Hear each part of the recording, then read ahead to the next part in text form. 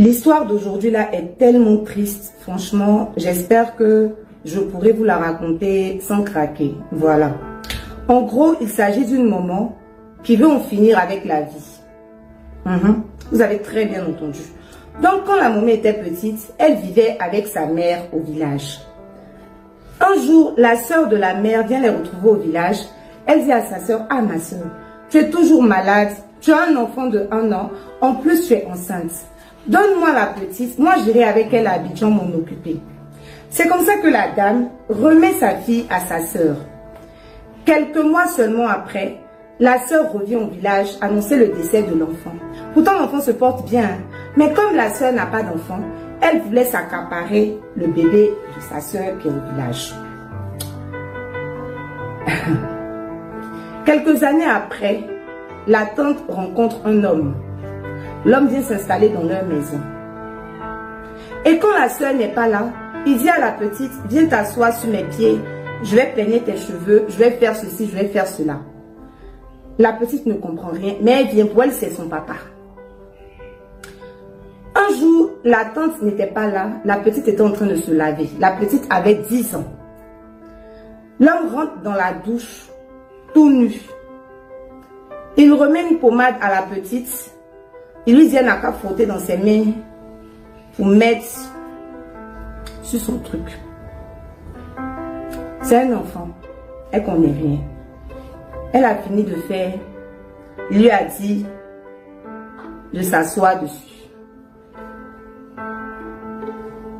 Elle n'a qu'à s'asseoir dessus. Et il a fait ça pendant des semaines jusqu'à ce que la petite tombe malade. Dans le quartier, il y avait une guérisseuse, praticienne. La femme prend l'enfant, elle l'envoie chez la guérisseuse. Elle dit, ah ma soeur, mais la petite là, je ne comprends pas. Je lui donne les médicaments, il n'y a rien. Il faut l'examiner, je pars, je reviens. Donc elle laisse la petite, la guérisseuse essaie d'examiner la petite lui explique maintenant ce qu'elle vit à la maison avec le tonton. La dame déshabille l'enfant. Tout est foutu, c'est gâté. Quand la tante revient chercher la petite, la guérisseuse lui explique ce qu'elle a vu et ce qu'elle a entendu. La tante dit d'accord. C'est comme ça qu'elle prend la petite, elle repart à la maison. Une fois arrivée à la maison, elle la frappe. Elle la frappe comme si c'était un animal. Parce que selon elle, la petite est allée gâter le nom de son gars. Et quand l'homme revient aussi à la maison le soir, elle lui fait le rapport. Le monsieur aussi frappe la petite. Et il demande maintenant à la dame de choisir entre la petite et lui. Un doit rester à la maison, l'autre doit partir. C'est comme ça qu'elle choisit le monsieur. Et elle envoie la petite chez une de ses sœurs de l'église. La petite fait plusieurs années là-bas. Mais parmi les enfants de la sœur de l'église, il y a un qui est pervers et vicieux. Quand sa mère n'est pas là, il demande à ses amis de venir. Il est assis et il demande à ses amis de trucs avec la petite. Et puis il les regarde. Et souvent, quand ce qu'il voit là ne lui plaît pas, il dit à son ami là de se lever. Lui-même, il va lui montrer comment on fait. Et puis, ça l'a fait. Elle a subi ça pendant des années. Et puis elle a fui. Elle est retournée chez sa tante pour dire, ah maman, voici ce que je vis là où tu m'as envoyé. Mais comme sa tante était encore avec le monsieur, le gars là, le premier monsieur là, elle a envoyé la petite chez un de ses amis. Elle lui a dit, je vais t'envoyer chez un autre tonton. Là-bas, lui va bien s'occuper de toi. Et il va même te payer les cours du soir. Mais il faut être gentil avec lui. La petite, pour elle, c'était, il faut aller, tu vas t'occuper de la maison, les trucs comme ça. Alors que la tante avait une idée arrêtée derrière la tête. Elle s'était déjà entendue avec le monsieur en question. La petite arrive là-bas. La petite qui était déjà en train de devenir une jeune adolescente arrive là-bas.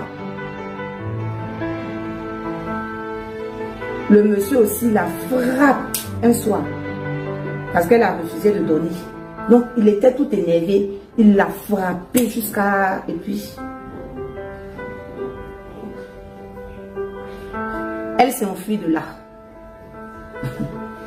Elle est allée se retrouver dans un maquis où elle travaillait en tant que serveuse. Là-bas, il y avait un dortoir. Donc, c'est l'argent de son salaire là qu'elle a économisé pour pouvoir payer elle-même ses propres cours du soir. Quelques semaines avant l'examen qu'ils avaient, elle a une copine de classe qui lui a dit qu'ils ont un vieux père dans le quartier qui étudie avec elle. Donc, elles vont aller étudier avec le vieux père en question. Arrivée chez le vieux père, ils étaient en train d'étudier. La copine a prétexté qu'elle devait aller acheter de la loco. Elle a laissé les deux ensemble. Là-bas aussi,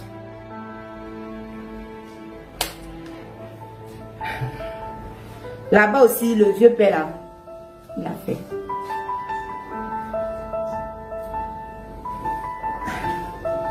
Et la dame est tombée enceinte.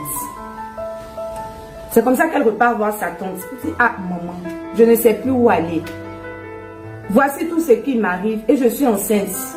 Je fais comment? À genoux en pleurant. C'est comme ça que comme le monsieur n'était plus là, elle accepte de recevoir la petite Ménon dans la maison. Aujourd'hui, là même l'enfant là, il a dans les 19, 20 et quelques ans là-bas. Et un jour, pendant qu'elle était en train de laver les habits, elles ont une cousine qui est venue voir la tante. Et quand la cousine a vu la jeune adolescente, elle a dit, aïe, mais la jeune fille là ressemble à la fille de notre soeur là. C'est pas elle que tu dis qu'elle était décédée là. C'est comme ça que la dame va avouer. Et donc la cousine prend la jeune fille. Je connais ta maman, allons au village, je vais montrer ta maman.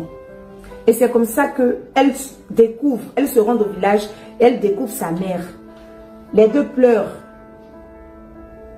Elle a enfin retrouvé sa maman. Elle va enfin découvrir l'amour maternel. Mais la vie n'a pas encore fini de la frapper. 21 jours après les retrouvailles, sa maman décède.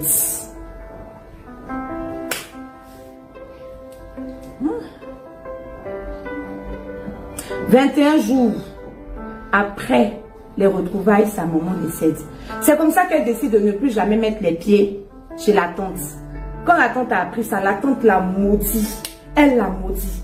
Elle l'a maudit. Tu n'enfanteras plus jamais. Tu connaîtras jamais l'amour. Tu vas jamais te marier. Tu vas rester comme ça. Tu n'auras pas d'avenir. La tante l'a maudit de la tête aux pieds. Mais comme la tante n'est pas Dieu, la maman a rencontré un homme formidable, bon, qu'il a vu, qu'il a aimé et qu'il a épousé. Le problème, c'est que la maman n'arrive pas à se défaire des fantômes du passé. Elle n'arrive même pas à aller avec son mari. Chaque fois qu'il la touche, elle pense à tous les abus dont elle était objet quand elle était petite. Elle pense à tout. Tout lui revient à la tête. Aujourd'hui même où je vous parle, elle dit qu'elle ne veut plus vivre. Elle n'a même pas eu le courage d'avouer à son mari tout ce qu'elle a vécu dans son enfance.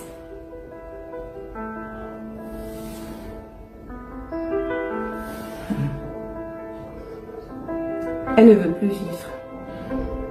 Elle ne supporte plus la vie. Alors je vais poster son message et je vais lancer un appel à toutes les personnes qui pourraient aider cette maman-là moralement ou psychologiquement. Les personnes qui voudront même avoir son numéro de téléphone, je vous le donnerai pour que vous puissiez discuter avec elle. Parce que je pense qu'aujourd'hui, plus que jamais, elle a besoin de se libérer. Elle a besoin d'une aide morale pour ne pas commettre l'irréparable. J'ai besoin que vous mettiez beaucoup de commentaires bienveillants, beaucoup de commentaires réconfortants pour elle. Afin qu'elle puisse savoir que si elle est toujours en vie aujourd'hui, après tout ce qu'elle a vécu là, c'est que Dieu a décidé qu'elle soit en vie. Il ne faudrait pas qu'elle en finisse.